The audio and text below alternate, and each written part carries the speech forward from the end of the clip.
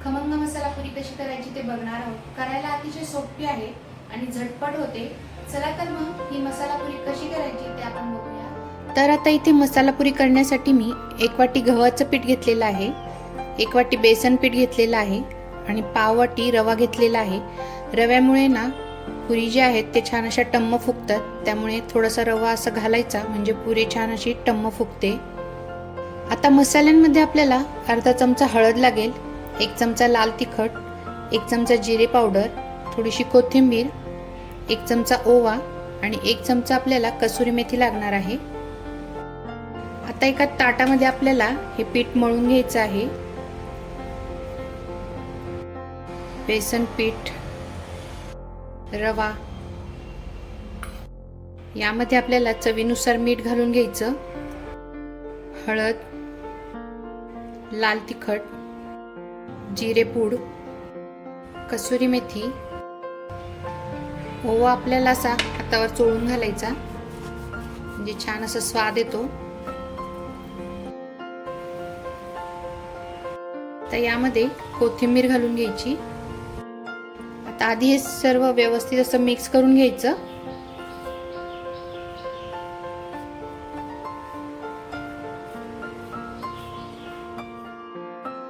आता यामध्ये आपल्याला थोडं थोडं करून असं पाणी घालायचं आणि घट्टसर असं हे पीठ भिजवून घ्यायचं आहे।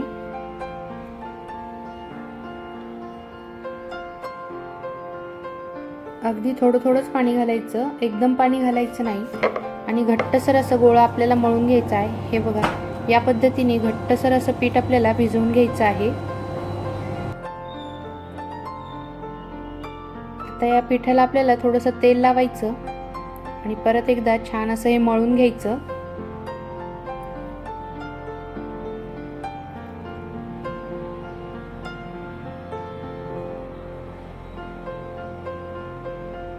आता हे पीठ आपल्याला एक 10 मिनिटं असं झाकून ठेवायचं म्हणजे यातला जो रवा आहे ना तो छान फुलतो आणि मग आपली पुरी देखील मस्त अशी टम्म फुगते। आता हे 10 मिनिटं आपण असंच ठेवून देऊ।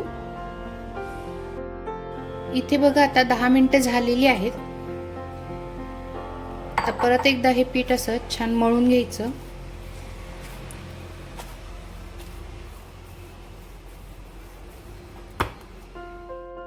आता या पिठाचे आपल्याला छोट्या छोट्या आकाराचे असे गोळे करून घ्यायचे। हे बघा, एवढ्या आकाराचे आपल्याला गोळे करायचे आहेत। एकसारखेच असे गोळे करून घ्यायचे। आता सर्व गोळे आपण करून घेऊ।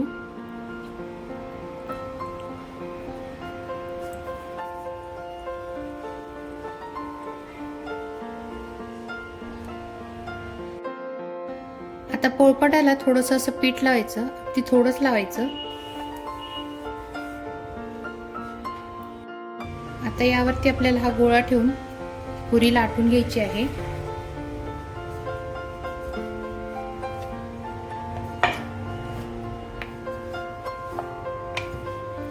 जाडसरच अशी पुरी ठेवायची, खूप पातळ अशी लाटायची नाही। जाडसर ठेवली ना की छान अशी टम्म फुगते। हे बघा, या पद्धतीने जाडसरच अशी पुरी ठेवायची। आता ही पुरी तुम्ही दुसऱ्या पद्धतीने देखील करू शकता। असा पिठाचा गोळा घ्यायचा, थोडंसं असं खाली पीठ लावायचं आणि जाडसर अशी चपाती लाटून घ्यायची। हे बघा, अशी जाडसर चपाती लाटून घ्यायची आणि एखाद्या वाटीने असं पुरीचा आकार कट करून घ्यायचा।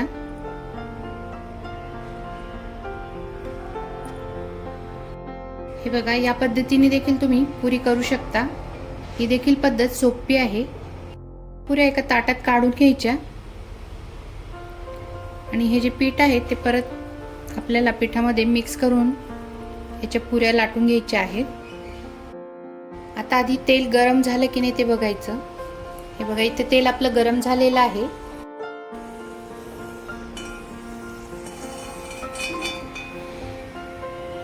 आता आपण आधी लाटून घेतलेली जी पुरी होती ती करून घेऊ।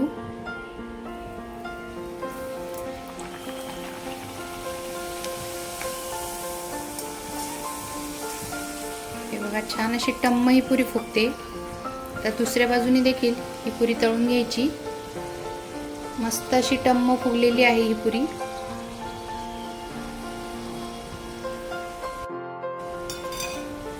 आता एका टिश्यू पेपर वरती ही पुरी काढून घ्यायची। हे बघा छान अशी टम्म फुगलेली आहे।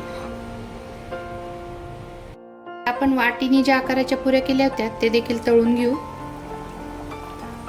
आता पुरी अशी टम्म फुगण्यासाठी पुरी नेहमी अशी जाडसर लाटायची। ही मसाला पुरी अतिशय झटपट होते आणि खायला देखील खूप छान लागते। त्यामुळे अशी मसाला पुरी तुम्ही देखील नक्की करून बघा। हे बघा ही देखील पुरी छान अशी टम्म फुगलेली आहे। ती देखील आता आपण टिश्यू पेपर वरती काढून घेऊ। आता अशाच पद्धतीने आपण सर्व पुऱ्या तळून घेणार आहोत। तर आता आपण अशाच पद्धतीने सर्व पुऱ्या तळून घेऊ। गॅसची आच आपल्याला मीडियमच ठेवायची आहे। पुरी टाकल्यावर झाऱ्याने असं पुरीवरती तेल सोडायचं आणि दुसऱ्या बाजूने देखील ही पुरी छान अशी तळून घ्यायची आहे।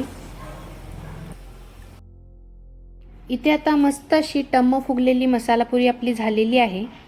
ही अशी मसाला पुरी तुम्ही एखाद्या वेळेस भाजीला काही नसेल तर टिफिनला लोणच्या सोबत देखील ही मसाला पुरी देऊ शकता किंवा ब्रेकफास्ट मध्ये देखील तुम्ही ही पुरी बनवू शकता। अतिशय चविष्ट अशी पुरी लागते आणि बनवायला देखील अतिशय सोपी आहे।